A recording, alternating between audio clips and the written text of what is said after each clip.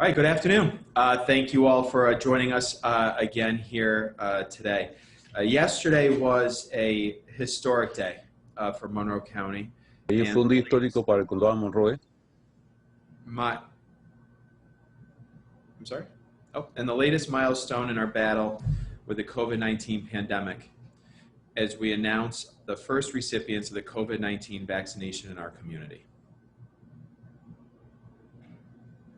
While we can celebrate the arrival of the first doses of the vaccine, we know that this is going to be a long and thorough process. We are still a few months away from wider distribution to the community. Vaccine distribution is going to be a massive undertaking, unlike anything we've had planned before. Achieving the level of vaccination necessary in order to move this community beyond the pandemic is going to require an unprecedented level of coordination, education, and communication, and we must get this right. Today, we're here to announce the formation of the COVID-19 Vaccination Task Force, a collaborative and inclusive initiative to spearhead our community's efforts to improve education and awareness of the vaccine. This effort will be led by Dr. Nancy Bennett, who is being appointed as a special advisor to Dr. Michael Mendoza and will work directly with him and his team at the Department of Public Health as we begin the planning and coordination of vaccine distribution.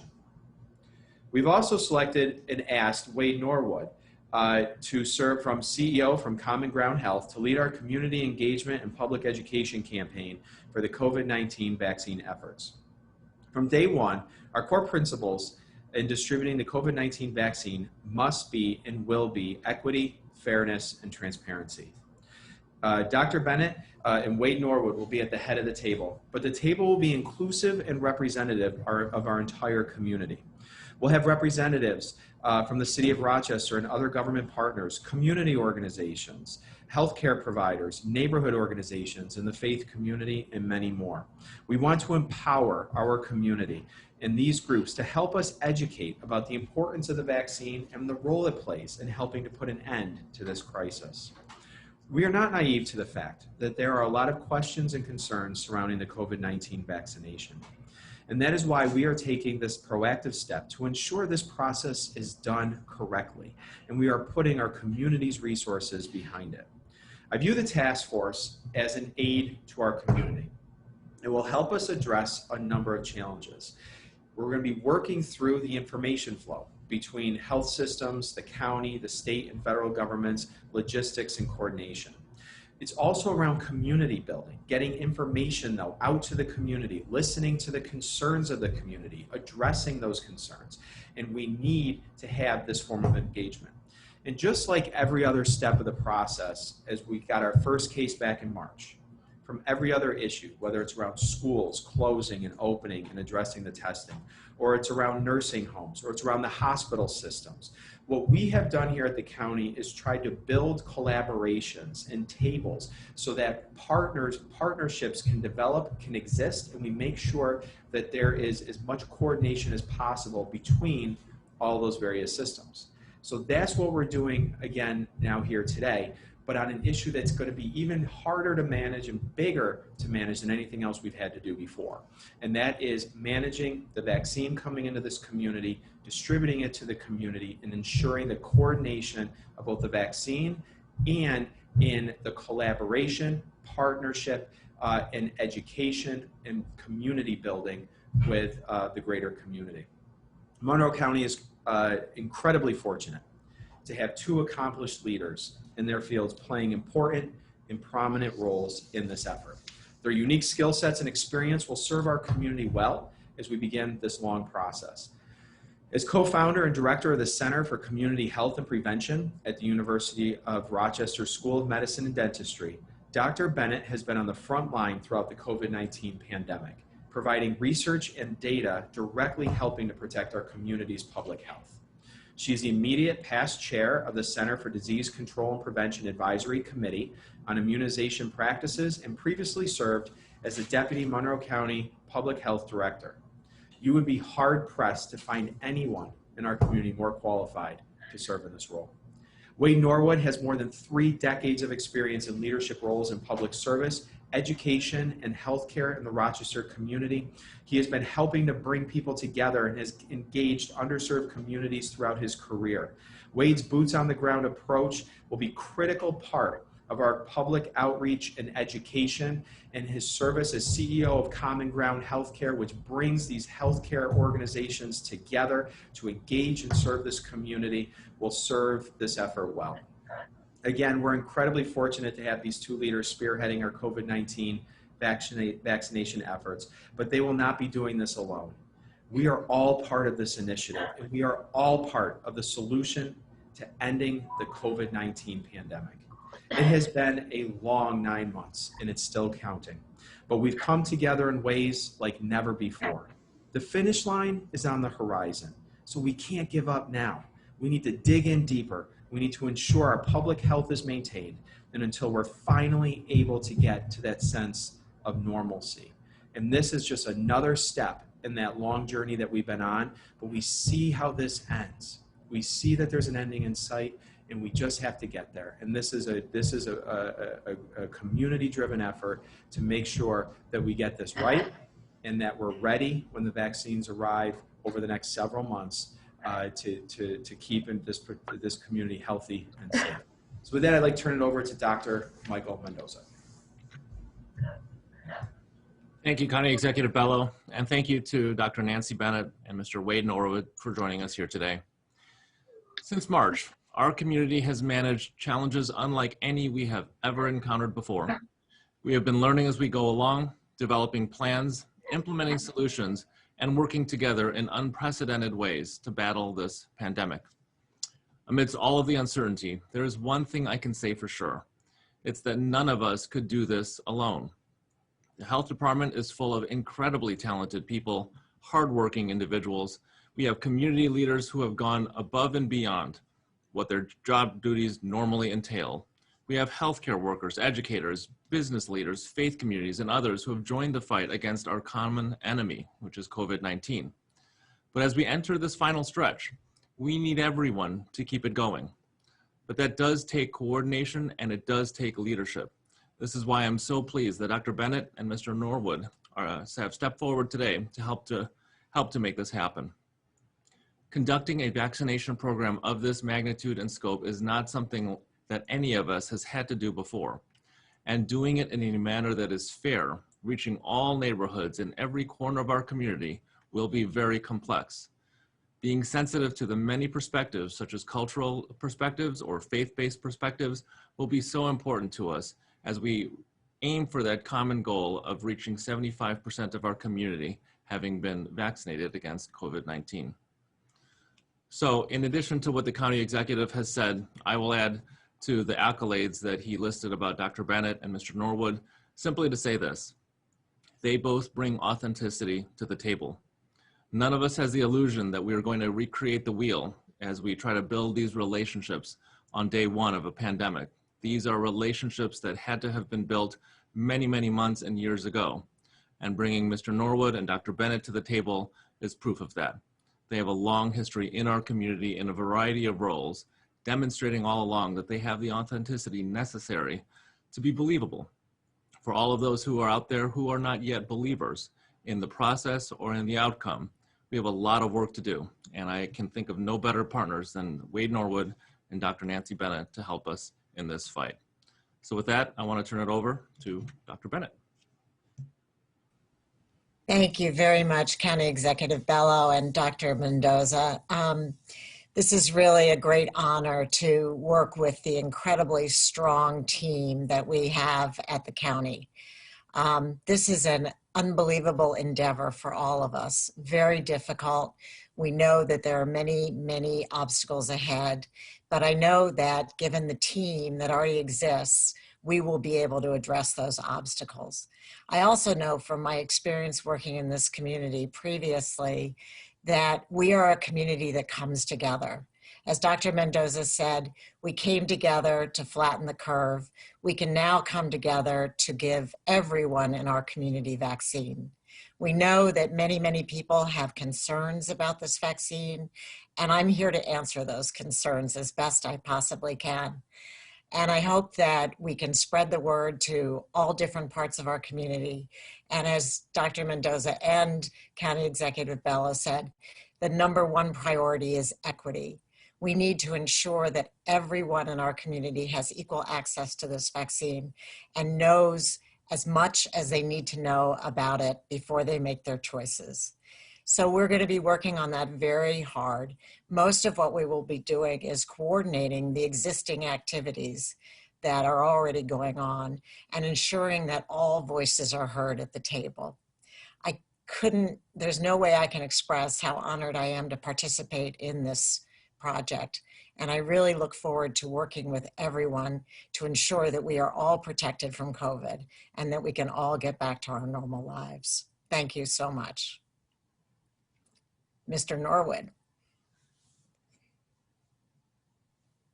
Thank you, Nana. And I guess I would begin, my friends, by just saying, as a pastor of a faith community in this town, I've spent most of 2020 praying as I have never prayed before. And yesterday, my prayers were answered as the hopes and fears of this entire year were met by the first dose of an approved COVID-19 vaccine being administered in our region. And so I want to take a moment to thank the people and the institutions all around the world that helped make this moment possible. But I want to particularly recognize and thank the researchers and clinicians at the University of Rochester Medical Center and Rochester Regional Health who helped lay the scientific foundations for the development of the vaccine over the past decade. Thank you for your tireless search for truth. And I give honor to all the volunteers from our region who stepped forward to participate in the trials for new vaccines, especially to those from the communities of color who are so essential to making sure that vaccines are tested in all populations. Thank you for your service. And finally, I want to thank Carlos Rosa, a patient transport worker who volunteered to become the region's first person to receive the approved COVID-19 vaccine. As a person of color like myself, Carlos and his family members are at much higher risk from this novel virus. Communities of color and folks living in poverty, particularly those in rural areas, our neighbors with fewer resources to protect themselves. Those are the folks we have standing on the front lines of the public health crisis. And to quote Stevie Wonder, those are also the folks who are at the back of the line when it comes to sick leave, health insurance, or jobs that allow for work from home. The result has been COVID-19 hospitalizations and death rates among communities of color that are more than double the rate for our white neighbors. And that's why I answered the county executive's call. Because at the same time, surveys are telling us that these are the very same communities that are particularly wary of the new COVID-19 vaccines. I know and understand this doubt firsthand because they're also mine. You can ask my family and the staff at Common Ground Health. I have been adamant that before lining up for the vaccine or encouraging others to do the same, there must be a program and a community effort aimed at full transparency about the development of the vaccine and a commitment to the extraordinary effort required to bring fact-based education about the safety and the efficacy of the vaccines to all residents, especially underserved populations. And we must respect people's concerns and respond to their objections. You earn people's trust by being trustworthy. And be careful what you ask for, you might just get it. Because I said that to the county executive, he requires that I put my body into the effort. And that doesn't mean just holding a press conference like today. That also means leading the effort to reach out through service organizations and trusted leaders. As residents of this region, we need to receive vetted and accurate information about the vaccine from not just Nana and me, and not just from County Executive Bello and Dr. Mendoza, but from all doctors and ministers, from radio hosts and TV broadcasters, from teachers, principals, and neighborhood activists. And yes, most importantly, from our barbers and our hairstylists. Because let's be honest, folks are more likely to switch their pew membership before they'll switch who's in their hair. And that's why Common Ground Health is here to help. Partnering with organizations and community leaders to improve health is what we have been doing day in and day out for decades. Whether it's work reducing high blood pressure, supporting children's physical and emotional well-being, or stopping this deadly virus in its tracks, that's what Common Ground Health exists to do. To bring the community together, to find common ground and common effort to improve the health of this community. Over the coming months, we have a historic opportunity to come together once more on common ground to protect the health of our loved ones. I know that we can do this because we've done it before. When we go through tough times, we grow closer and we grow stronger. This is going to be a tough task, and I have no illusions about how tough it will be. But I thank God and I thank my colleagues that, as Winston Churchill said, this is not the end, and it's not even the beginning of the end, but it is perhaps the end of the beginning. Let's get to work.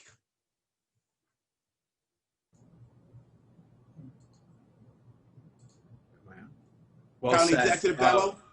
Well said, my friend. Thank you, Wade. Thank you, Nancy. Dr. Bennett, Mr. Norwood, for your leadership and for accepting the call to action to help us with this incredibly important initiative that we're about to undertake.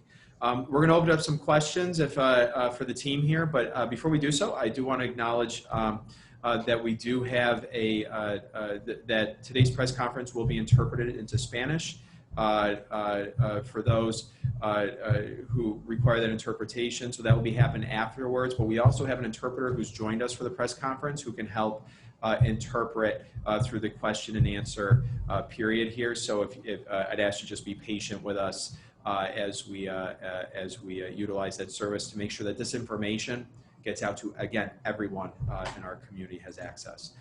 So we'll have Steve can walk us through any questions that the media may have. Okay, thank you. First up is Brian Sharp from the Democrat and Chronicle. Thank you.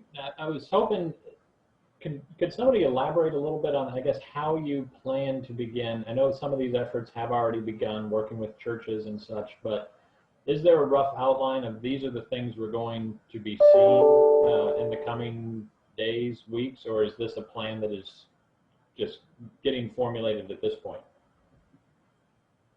So this is, with the interpreter. ¿Cómo empieza a hacer la planificación? Okay. All right. So this is the first step in recognizing, and you're right, Brian, that a lot of the tables are set. There are a lot of different collaborations and partnerships that already exist across the community. And what we're doing today is, like we've done with a lot of other issues related to COVID-19, is recognizing that all those different efforts need to be collaborative. They need to all come back around to the same table so that we're coordinating these messages throughout the community. We're coordinating our efforts and we're avoiding duplication. And we're also making sure that the information that we're sharing is all correct. So what we wanted to do is step in as a county, like we've done in many other places, and find leaders who can bring those various organizations and groups together who have already started a lot of work in these fields. The county's been doing a lot of work in these fields as well, the hospital systems, community organizations, and whatnot. There's a lot of folks who are doing community outreach events and educational events. And what we're trying to do is coordinate those efforts to make sure that the information's right, make sure it's coordinated, and that we're maximizing all of the efforts that people are doing in the community. And I'd like to just add that if we had all of the answers, we wouldn't have needed Dr. Bennett and Mr. Norwood to come on board. The fact of the matter is that we've got a lot of work already ongoing, but if we had all of the answers, you know, this would be much easier. And the fact of the matter is that we need to ask better questions and get the answers. And that's why we've assembled this team, so that we can have a process to get those questions asked by all parts of our community and have them answered in a way that is responsive and respectful. So yes, we do have a very good idea of where we need to go, but I do think that there will be a lot of planning that happens as we go.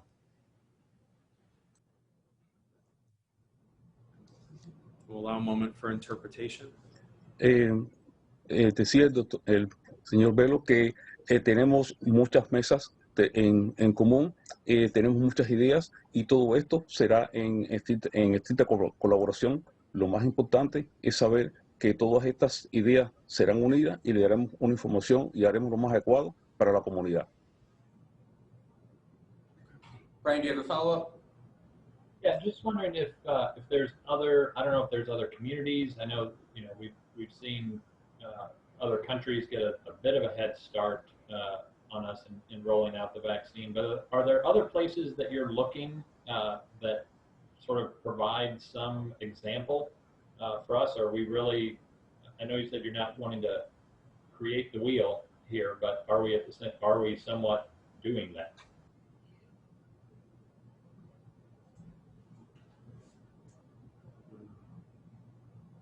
You want me to take a stab at that, Adam? Yeah. Okay. I was going to wait for interpretation, but go ahead. Yep. Okay.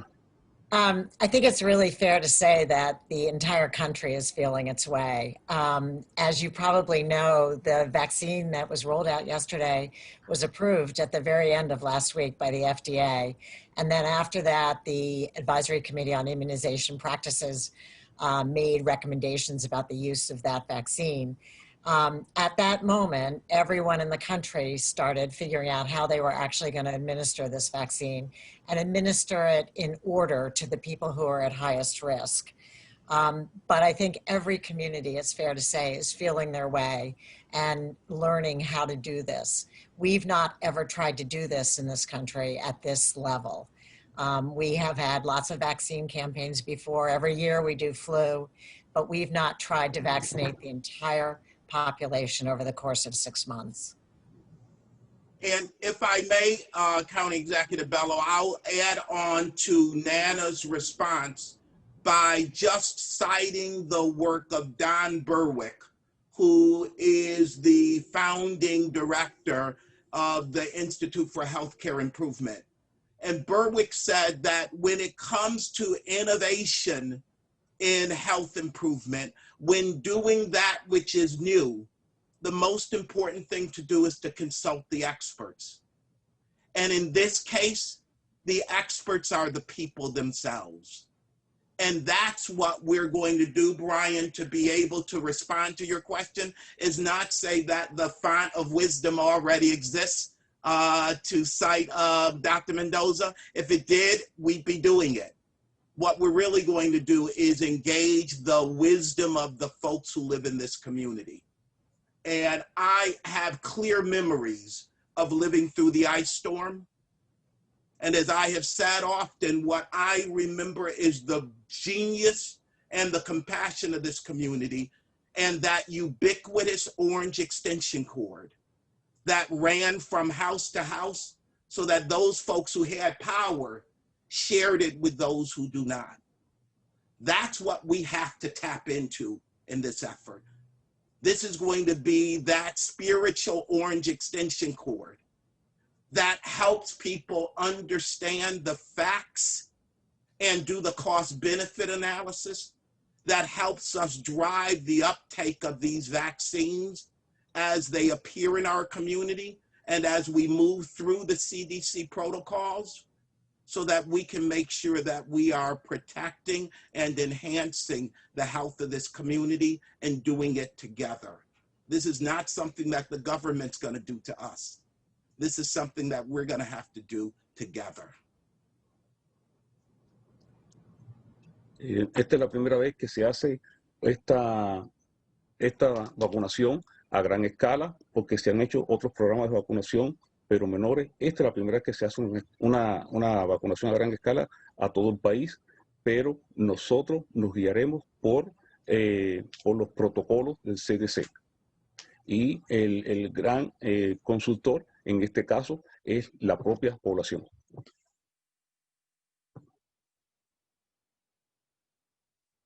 Is April Franklin from WXXI. Hi, good morning, everybody. Good morning. I have a couple of questions. I guess this is for Mr. Norwood. There's been a lot of talk about skepticism in communities of color, and I know that that's part of your mission is to do this outreach. In what ways are you addressing people's concerns? And I guess it's a two-part question. What have you heard from people as far as their skepticism, and how are you addressing that? ¿De qué manera van a encaminar la preocupación de las personas? What I have been hearing are the very same things that I have been hearing since the start of this pandemic. There was a great disservice done to this nation by naming the vaccination effort Operation Warp Speed, because that in and of itself conveys there's an opportunity that corners were cut, that standards were lowered, and the behavior of the White House to threaten the FDA to give approval on last Friday was completely unhelpful. So there needs to be a real effort to explain the vaccination process. And I really have to commend the efforts that have already begun in this community. And I have tapped into doctors and I have said bluntly, here's a place you need to go give a presentation. We need to do that, and we need to have lay people equipped and informed to do that alongside clinicians, because the message is important, but the messenger is also important.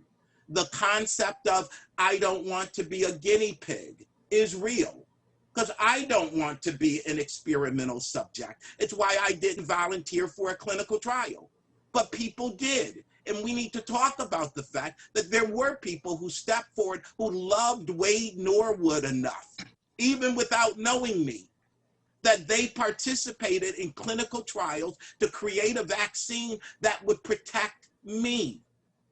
We need to have some of those people. And I'm glad that they have been willing to be public and say, I did this because I care. That needs to be shared. And then we need to talk about the real process by which that vaccine is arriving in Rochester and will be given to my doctor for my doctor to put it into my arm, because I trust my doctor. And I'm going to have these conversations as I've been having them with my doctor. That's what we need. We need to talk about it, because fear is normal. This is a fearful thing that has killed over 300,000 Americans. Of course, people are worried. We meet fear with facts and with fellowship and with togetherness. Pedro? Thank you. Nosotros sentir miedo es normal. Nosotros sentimos miedo por las muchas personas que hayan fallecido, pero nosotros confiamos en los médicos. Nosotros confiamos en los doctores y esto lo vamos a solucionar, lo vamos a vencer. Y muy importante por las personas que dieron el paso al frente para la vacunación de pruebas para el ensayo. Just one more question. I know that it's going to take a while to vaccinate the 75%, but do we know approximately how many vaccines we will be able to administer these, at least this first round out, these first couple months? ¿Cuántas personas se vacunarán en los primeros 2 meses? So that's a question that we hear very commonly, and it's very understandable because while we see some people getting their vaccine, a natural response is, who's next and when can I get mine? And the reality is that we're learning as we go, as we've said earlier. The number of vaccines as they come in has been small so far because we are just getting started. And even at the end of this week, we're going to learn more about the outcome of the review of the Moderna vaccine. And if that all gets approved, we anticipate that next week we'll see a very similar pattern as with this week, with vaccine coming to our area and so forth. So while we don't have all of those numbers yet, know that we will communicate when we have those numbers. And we'll want to make sure that everybody is well informed in advance of when it's their turn about when to anticipate getting their own vaccine. Thank you, guys. Todavía no tenemos un número exacto porque nos llegó primero una pequeña cantidad, pero en las próximas semanas llegará más. Pero todavía no tenemos el número exacto de los que se pueden vacunar en la primera la vuelta. Great. Thank you. Next up is Tanner Jubenville from 13 WAM. Hi, good afternoon. A question about schools and vaccines. Can you talk about what next fall, what it might look like if teachers are vaccinated but kids under 16 are not? I'll start with that and then pass it over to Dr. Bennett. Sorry, go ahead.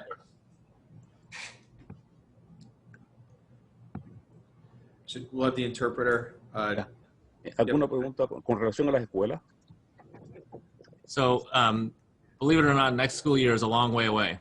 And while we want to look ahead to that, and we all hope and anticipate that we'll have a quote normal year, we can't forget that the work is going to happen before then. And so all of the work that we're doing now to bring the vaccination out to our community all has to happen before we can have an honest and real conversation about what next school year looks like. That being said, if all of the adults that get vaccinated are able to get vaccinated before the school year, and the remaining population to be immunized is the children, we're going to be in a much safer place.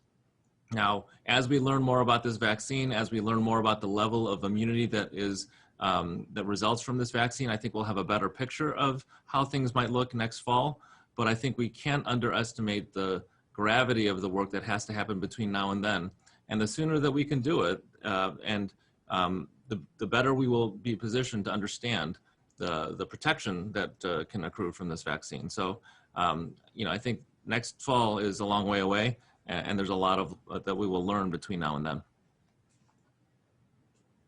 El próximo otoño todavía es un camino largo, pero mientras más población adulta vacunemos, sabremos en qué posición estamos para seguir con la población infantil.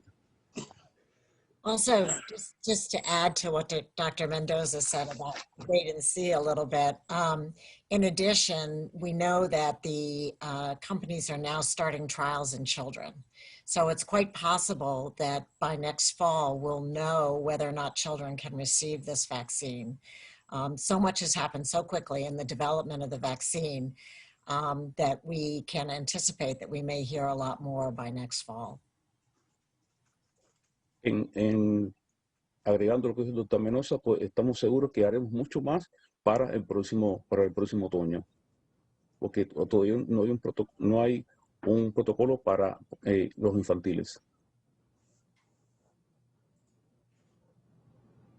Tanner, do you have a follow-up?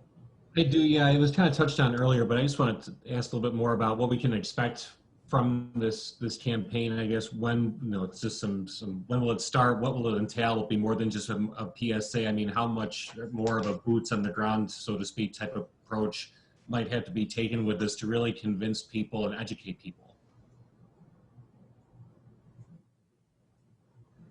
Con relación a los deshabilitados. Adam, do you want me to respond? Yeah, actually, Dr. Bennett, you want to start, and then I'll. Okay. When we talk about a campaign, I think about a communications campaign, and that's certainly part of what needs to happen in order to educate and make aware our entire community. However, I think really what we're talking about today is not a communications campaign, but rather a whole community effort to get everyone vaccinated. And the way we're going to do that is to bring everyone to the table so that, as Wade said, we can really understand the needs of our community and we can address them quickly, accurately, and be sure that we can get our community vaccinated.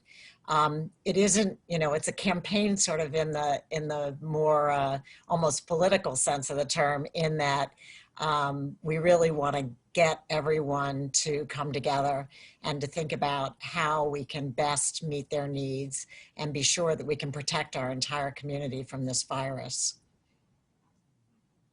Lo más importante es cómo trabajar juntos para que toda la comunidad pueda recibir esta vacuna.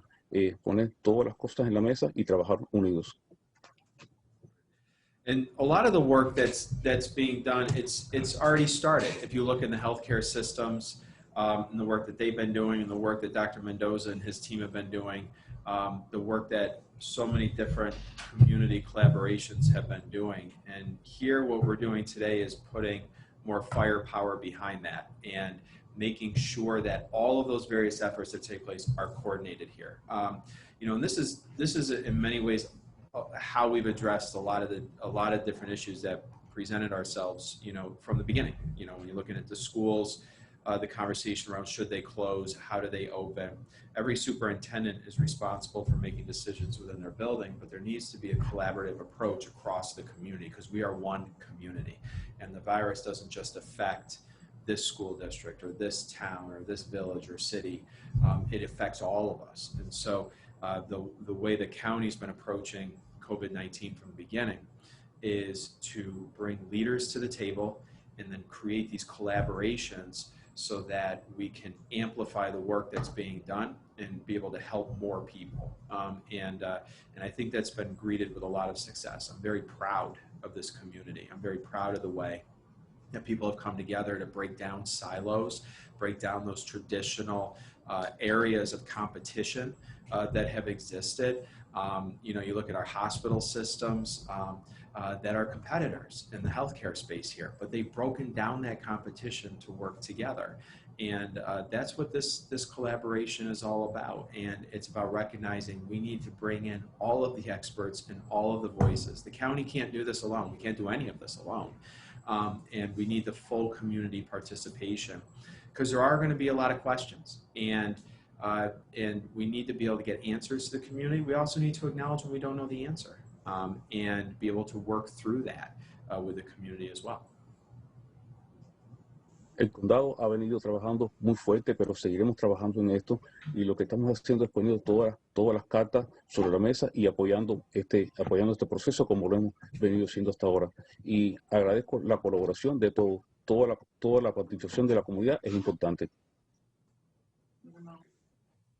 Thanks, Tanner. Next we have Patti Collins from WROC. Good afternoon, gentlemen. Thank you for taking our questions. My question is for Dr. Mendoza. I don't know if you saw, but some of our city council leaders one of our city council leaders is planning to take part in a anti-mandatory vaccination march in January. And I was wondering, from your level, what have you heard about mandatory vaccinations? Is that something that's on the table? Is that something that is being considered? And what can you tell to just our viewers who may be concerned? Well, from the start of this, and this has come through in how I've approached many things in the health department, I don't view mandatory as the answer to most things. My goal is to educate, help ask questions together and answer those questions together, and to come to a place of people feeling comfortable and equipped to make the decisions for themselves. That's how we do it in the health department. That's how I plan to do it as long as I'm here. With the vaccine, it's important to know that with the type of authorization that has been granted for this vaccine, it's not possible to mandate it. That's not part of the emergency use authorization process. And so that's not on the table. And from my standpoint, I don't want it to be on the table because my goal is to encourage people to understand and to come to a decision on their own that I hope means that they will be accepting of the vaccine and that they will understand the importance that it plays in helping all of us get through this pandemic. And I think we can all agree that that's our goal. But I don't take for granted the fact that there are people who disagree, who have questions and have strong reactions. And I guess my invitation would be, let's have a conversation about that. What can we do to encourage respectful dialogue so that we can figure out what those uncertainties are and answer them in a way that's acceptable and satisfactory? No pienso que, mi opinión no es que sea mandatorio. En nuestro trabajo, en nuestro objetivo es hacer un llamado a la conciencia y a la educación, pero no que sea mandatorio por estos momentos. Thank you. And then my follow-up question is just for members of the task force for Dr. Bennett and Mr. Norwood. As far as the concerns, a lot of people are concerned about long-term effects and about the ingredients that are specifically inside of this vaccine. How do you plan to address those specific concerns? I think the most important issue here is transparency. I think that we need to share everything we know about this vaccine. We need to share everything we don't know about this vaccine. And you're absolutely right that we don't know things like long-term effects of the vaccine. We're pretty confident that there will not be long-term effects because we've had some experience, but you're absolutely right that the experience is not years, it's months. And so we really have to take a little bit of a wait and see with respect to that. In terms of the ingredients in the vaccine, it's a pretty simple vaccine, which is a good thing. So it means that not a lot is being introduced into people's bodies. But I think we need to answer those questions very directly and very transparently. And we need to share everything we know about the science. And one comment I just wanted to make is that I completely agree with what Mr. Norwood said about the unfortunate name, Operation Warp Speed. However, I think it is really important to realize that even though this went very fast, it was also very deep. People did what needed to be done to study these vaccines. And actually, they've been studied in tens of thousands of people now. And so we do have a lot of data. We don't have that long-term data, as you've pointed out, but we do have a ton of data in the short term. And the vaccines have proved to be very effective and quite safe. Pedro, after you translate that, I'd love to comment as well. Okay. No, lo más importante en esto es la transparencia. Nosotros debemos decir lo que sabemos y lo que no sabemos de la vacuna. O sea, la transparencia y la verdad es lo más importante. En este momento no tenemos un periodo largo de datos, pero sí lo tendremos. And I would just say that as we are learning and as we are wondering about long-term effects of the vaccine, let's remember we're also learning and discovering long-term effects of the disease itself. That we're seeing now that what some voices are just trying to diminish as being a cold and you get over it, or people are asymptomatic, so it's no big deal. We're now discovering that there are cognition effects associated with the coronavirus.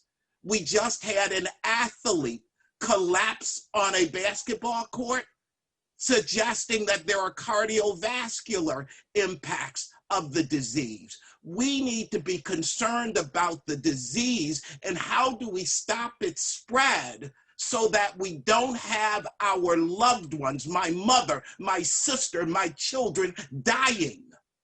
That's what we're dealing with here.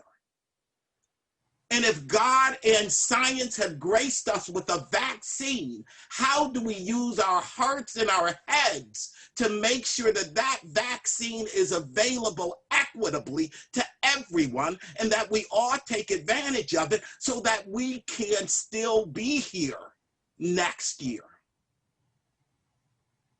Otra de las cosas más importantes es importante conocer los efectos de long term, de larga duración de la enfermedad, pero de la vacuna, pero lo más importante es conocer la enfermedad en sí, conocer cómo podemos detenerla, cómo es su transmisión. O sea, es conocer la enfermedad, es también lo que estamos aprendiendo, porque muchas personas están muriendo y queremos que no se nos mueran esas personas. O sea, conocer la enfermedad como tal, y es lo que estamos también aprendiendo. Thank you. Berkeley Breen from WHEC, you're up. Thanks, Steve. First question to Wade. Wade, I want you to imagine that you are face to face now with somebody who is wavering on whether or not to take the shot and is skeptical, and you're talking to that person. What would you say to them?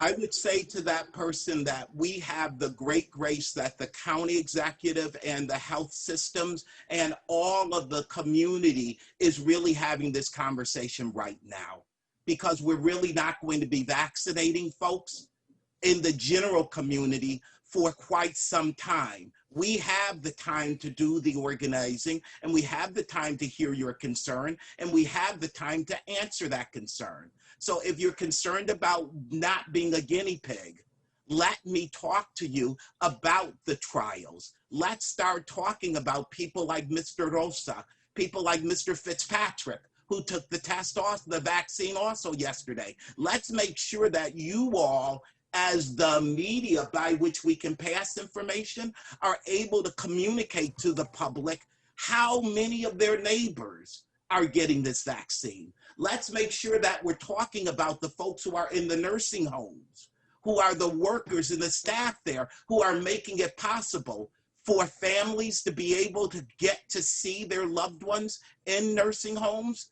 Let's make sure that those family members who are getting vaccinated are in front of the cameras as well, talking to you with your concern about being a guinea pig, so that you can see that there are other people who are pioneers, who are trailblazers. Not everyone in the civil rights movement was out there on the front line, but everybody benefited by seeing that that which they were able to do made a difference. And what we need to do is help you change your risk benefit analysis so that you can see that the good in this outweighs the things that you're worried about.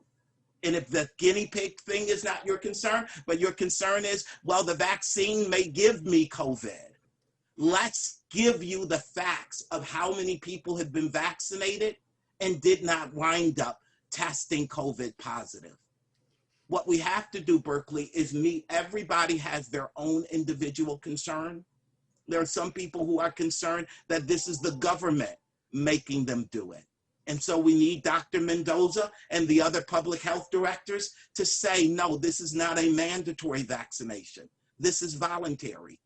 But what we really need is we need elected leaders who really understand the power and the responsibility of their position, that they've been entrusted with the power of their bully pulpit, and we need them to be communicating consistently, clearly, and factually that we have to, just as we did with polio over 70 years ago, we came together as a nation and we beat a disease that was literally crippling America.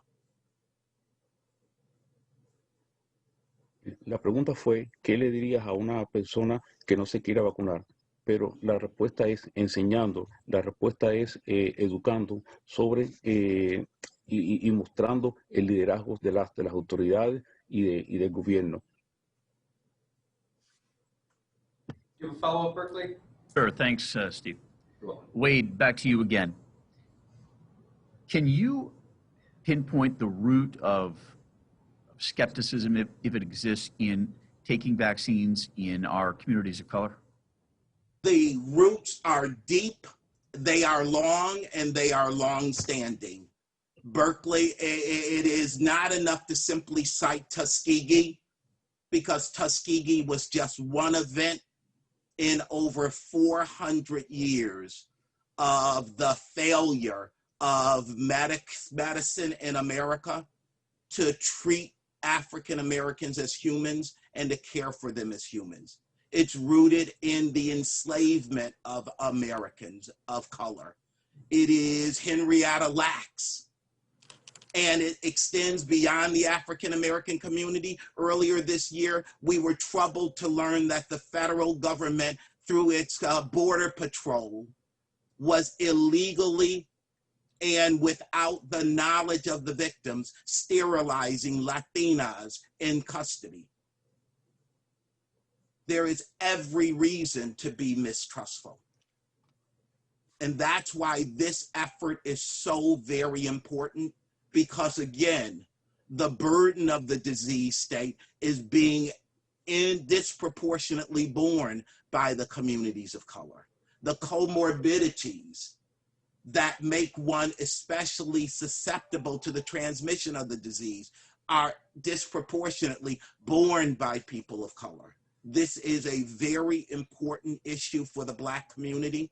The conversation has been taking place in the Black community and the Latino community very robustly.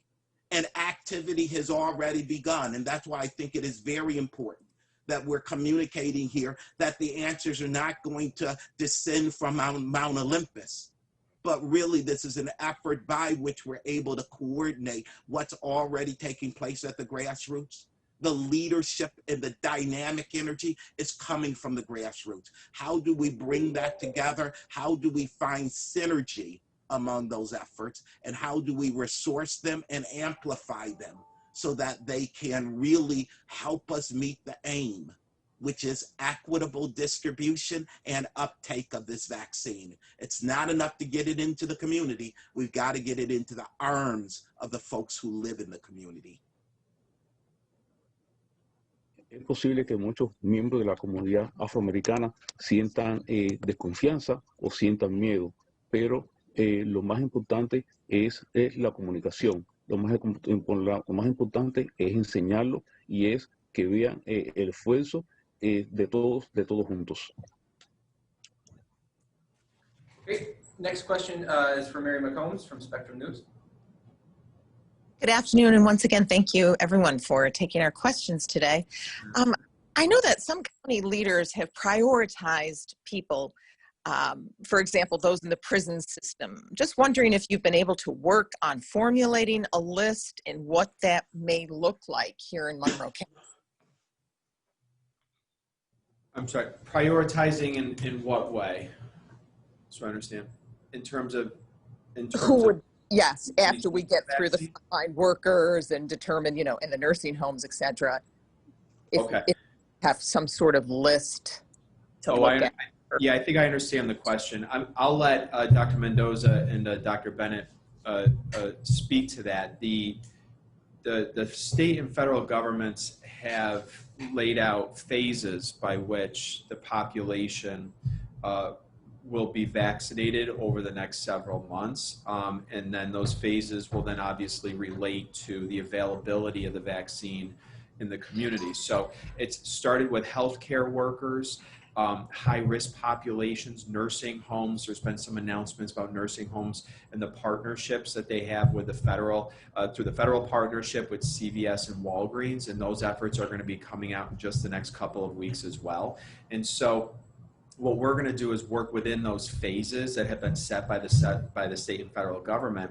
And part of the reason why one of the challenges that I see as a leader in this and why this task force is so important is to get that transparency aspect to the community, because the vaccine will come into our community through different methods, whether through the federal partnership with CVS, Walgreens, and then into the nursing homes, or whether it's into the hospital systems or the FQHCs, or if it's through, again, once we get to the larger issue of through phase 4 and 5, when you're to the greater community through the pod systems that we've developed as a county and have had for years to deal with pandemics before. So the phase approach is what's right, but what we need to make sure we have a handle on, and the public has a handle on, is as those vaccines come into the community and as we know those numbers that are coming in, to ensure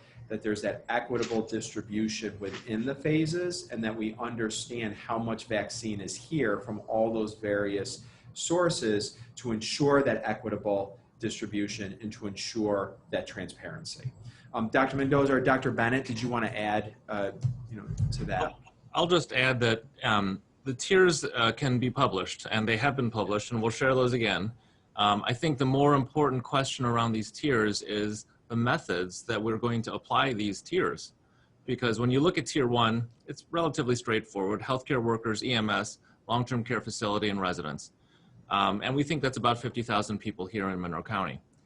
But when you look at tier 2, it's first responders, teachers, school staff, childcare providers, public health workers, other essential frontline workers, other long-term care facility workers. We think that's upwards of 100,000 people here in Monroe County. And so it's well and good to say this is tier 2, but you're not going to get through 100,000 people in 1 week. You know, we're going to have to be transparent about how we define, how we apply these terms, get input about who is an essential worker and who's not an essential worker. That's going to be a very contentious topic. But that's where we need input, and that's where we want to have transparency so that there isn't as much confusion as there is now. So there's a lot of work to do, and that's the reason behind why we need to have the work that we're announcing today. Dr. Bennett, if you want to add anything? En este momento hay mucho trabajo que hacer. Por eso lo más importante es ser transparente, porque tenemos mucho personal, por ejemplo, en las escuelas, en los hospitales, los maestros, que están en la primera línea. Pero la transparencia es importante. Mary, did you have a follow-up? Yes. I was just looking for some more clarification regarding the risk of transmission. Just because someone has received the vaccine and may be considered highly protected, they still could acquire COVID and be highly contagious. So hence, I guess, the need to remind people that mask wearing and physical distancing is not going away.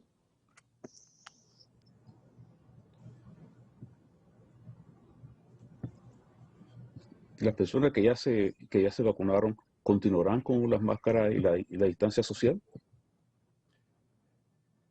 Yeah, I'll leave one of the doctors should address that, but I'll start off by saying that is correct. Mask wearing is not going away in the near future.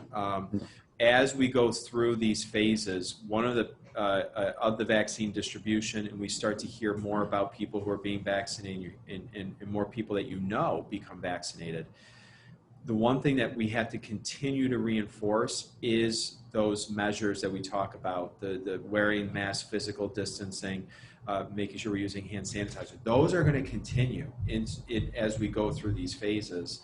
And so we need to, that's why I started my remarks by saying now's not the time to lighten up and say we're done. We want, what we have here is another tool in the toolbox. We have another weapon to fight this war with.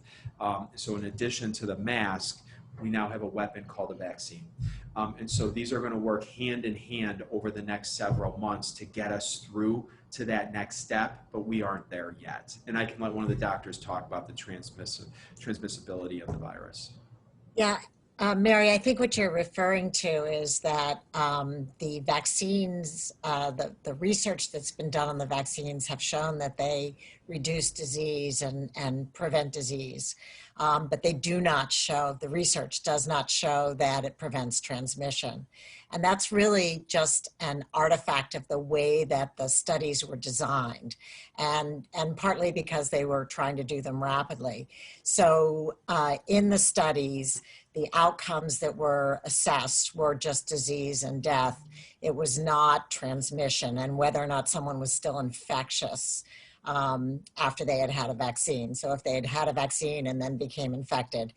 And I think it's likely that, the transmission may be prevented by vaccination, but we don't know that from the studies. And that's why your summary of this is exactly right, which is that we need to continue to protect ourselves. Over time, we'll know more about the impact of the vaccines on transmission. But there's no question that preventing someone from getting the disease is actually the most important outcome anyway. And then we'll learn more about transmission as we go forward. Thank you. Estudios nos muestran que después de recibir la vacuna no quiere decir que puedas adquirir la enfermedad. Por tanto, de momento es importante seguir usando la máscara aún después de haber recibido la vacuna. Next is Patti Singer from the Minority Reporter. Hello. Wade, I'm glad that you mentioned polio. I'm glad you mentioned polio, but you brought that up. Throughout this, I haven't heard a lot of comparisons to dealing with this vaccination to polio. There are a lot of us on this call who remember as children standing in line and getting the little cue for polio. What can be learned from that and applied now to mass vaccinations for COVID? Patti, I really appreciate the follow-up question. And although I am over 55, let me be very clear, I do not remember that. So I want to claim a little bit of youth cred. I think that there are two things that experience says to me as I approach this work. And I'm glad that I'm doing it with Nana. Because Nana and I have partnered on so many community-facing health activities over the past decade that I feel comfortable in my understanding of her language and knowledge and her understanding of mine. I think that it is the fact that the polio effort really cited itself outside of the clinical world. I'm hopeful that as more vaccines are available that are not as unstable as this one, that we can really capitalize on how we've learned much of health improvement requires not asking the people to go to healthcare, but having healthcare go to the people. So much of what we're going to be doing is leveraging the power of the community and the resources of the community to make this really approachable to people. And then number two, I think it was the willingness to not act like doctors. Doctors would have never come up with "Well Be the Bee" as the mascot for this effort back then. And the whole Be Well campaign rooted around that. We really need to engage thought leaders who really know the language of community, who are of community, and understand that this work has to be done by community. And that's what makes me incredibly hopeful in the face of what we know is going to be a very difficult balance of the year and January, is the fact that we're about to start extending those extension cords. Pedro? Lo más importante en este caso es conocer y entender el lenguaje de los líderes y conocer el lenguaje de la comunidad, que nos hace más fuertes en este trabajo comunitario. Just one quick comment on what's different this time and what I think Wade and I are worried about. When polio vaccine came into this country, everyone was painfully aware of the devastation of polio. And sadly, in this particular epidemic, we seem to have had some confusion about how important this virus is. It's very hard for me to understand when you're talking about 300,000 people in our country dying. But apparently there are still people who don't believe that this virus is as serious as it is. And so we're fighting a little bit more of an uphill battle than we were when we were talking about polio. When the polio vaccine was introduced, it was a godsend to this country. And I really hope that we can convince our community that this vaccine is a godsend to our country. Haciendo una comparación, tenemos que tener presente, yo tengo en consideración que esta vacuna es un regalo de Dios a esta comunidad, porque comparando con la polio, donde hubieron alrededor de 300,000 muertos en ese momento. Entonces, tenemos que tener presente que esta vacuna es un regalo de Dios para nuestra comunidad. Patti, did you have a follow-up? Yes, I do. Again, going back to Wade earlier said that the experts are the people on this, and there seem to be many experts. Many communities have different reasons to oppose this or to have questions or concerns. How will you find out what those concerns are. Are there going to be surveys in the barbershops and salons? Will there be something in houses of worship that people can fill out when they come in or leave? How will you find all these really on-the-ground experts versus just the thought leaders who could still be, imposing things top down? ¿Cómo pueden hacer los surveys cómo pueden detectar las preocupaciones de las personas? It is through all of those mixed methods in all of those communities that we will be doing the fact gathering, Patti. And the good news is a lot of that has already begun. I was on a call right before this one with the leadership of a community-based organization in the community that has a discrete population and shared exactly what they're hearing. And that's what I think is going to be the first most important work that we engage the community in, is collecting that wisdom that's already been gathered and reaching out to folks who have not reached out to us already. And it's going to be an evergreen process, because as this continues to unfold, we're going to need to continue to learn more. We're going to need to continue to listen more.